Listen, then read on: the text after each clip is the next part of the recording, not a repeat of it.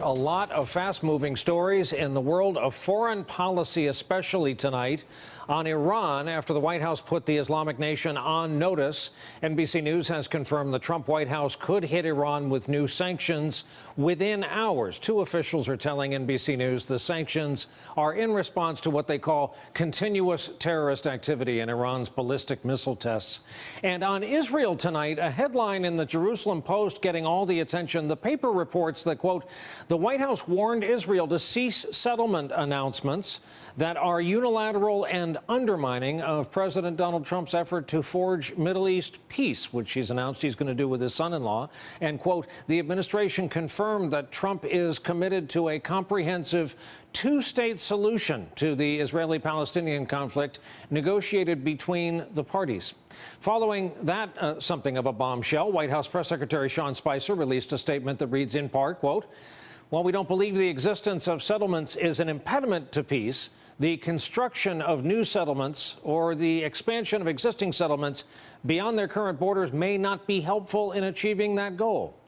Also tonight, in a rather grim assessment of the nation's current global standing, the New York Times is going with a piece with the headline, for Europe, there's a new threat in town, the U.S.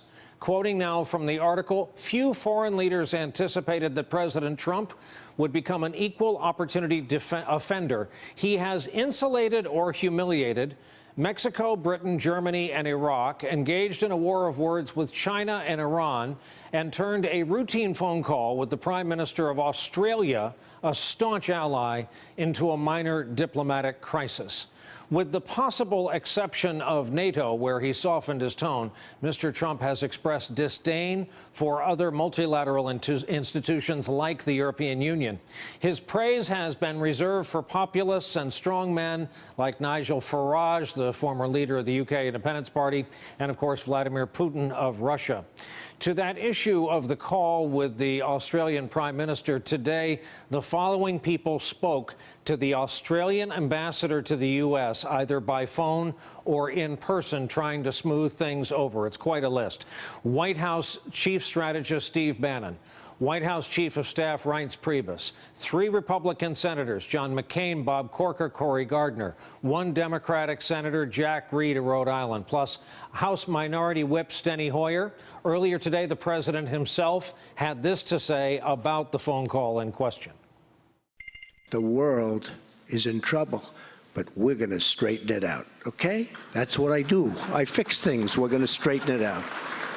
Believe me. When you hear about the tough phone calls I'm having, don't worry about it. Just don't worry about it. They're tough. We have to be tough. It's time we're going to be a little tough, folks. We're taken advantage of by every nation in the world virtually. It's not going to happen anymore. Let's talk about all this, shall we? Here on the panel tonight in Washington, NBC News Capitol Hill correspondent Kasie Hunt. Also in D.C., senior foreign affairs correspondent for Politico, Michael Crowley. Editor for Bloomberg Business Week, Megan Murphy, is here with us in New York. Also joining us, our political analyst and host of the Hugh Hewitt Show, the appropriately named Hugh Hewitt. His newest book, by the way, entitled The Fourth Way, the Conservative Playbook for a Lasting GOP Majority. Welcome to you all. Michael, because your piece had the headline today, Trump picks up the phone and sets off diplomatic chaos. You get to go first. What's going on? Well, Brian, I think that's the question that world leaders are asking themselves right now. And what's so interesting to me is that you have some key leaders planning their trips to Washington to meet with Donald Trump. Of course, these phone calls are going to continue.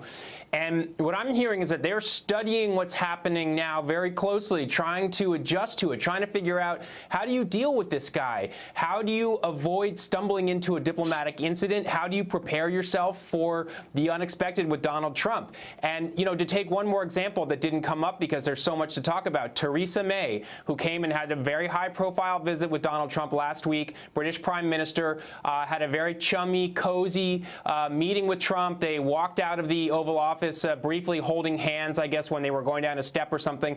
She came home to a real firestorm after Trump signed those executive orders instituting severe travel restrictions, and is under a lot of fire now back home for having been chummy with Trump. So you can get get burned by being friendly to Trump, and you can get burned by taking what you think is going to be a simple phone call that devolves into an argument, or you can have a confrontation like Peña Nieto in Mexico. This can go wrong in so many different ways, and world leaders are trying to figure out, how do you adapt to this? They don't know yet. And Kasie Hunt, your beat, Capitol Hill, is where this story gets so interesting. The Beatles gave us that lyric, "I'm fixing a hole where the rain gets in." All they're doing up there is fixing holes. They've got nothing but constituent phone calls when they go back to the office. And during the day, some of them are calling the Aussies to patch up holes that have been blown by the new president while running out of spackle. What an interesting place to be. I'm going to try to track here with your analogy, Brian. But yes, it's almost as though they are trying to patch these holes while they're trying to insist over here that the ceiling is not caving in on them. And I think, you know, it's becoming it's not just more and more difficult every day, but it's more and more chaotic. The number of places and issues and major, I mean, in this case, a major relationship with a longtime ally. You know, a couple of days ago, it feels like weeks ago, but it was just a handful of days ago that executive order on immigration came down and kind of scrambled everything. And so you have, on the one hand, Republicans who are starting to feel, I mean, today they were feeling pressure to essentially play diplomat. I mean, this is something that they're usually very careful to largely stay out of if the president of the United States is, you know, taking action overseas. There has always been this tradition of stopping at the water's edge. That does not seem to be what happened today. And then on the flip side, you have Democrats who, as you note, have been overwhelmed. There's some question about whether these calls that are coming in are from real people or are they driven by, you know, programs, computer programs, robocalls, et cetera. But the switchboards are being overwhelmed, and it's being driven in large part by Democratic activists who are just so incensed over what happened with this executive order. The temperature has just ratcheted up so much. We've gone from, you know, Democrats who said, hey, we're not going to just oppose everything because it has Trump's name on it, to them being in a political position where they can hardly work with him at all. And, you know, I think I and many members that I talk to on Capitol Hill every day, you know, wake up not knowing what on earth the next hole is going to be. Megan Murphy here in our studio. Let's be honest, isn't it time Australia got theirs? Think about it. Beautiful people, nice people, beautiful country, those huge cans of Foster's lager that anger us so much, gorgeous marsupials, Olivia Newton-John, the Bee Gees. Wasn't this appropriate to go after Australia? The greatest beer, the greatest marsupials. You know, yeah, really, the best greatest Olivia Newton-John. Yeah.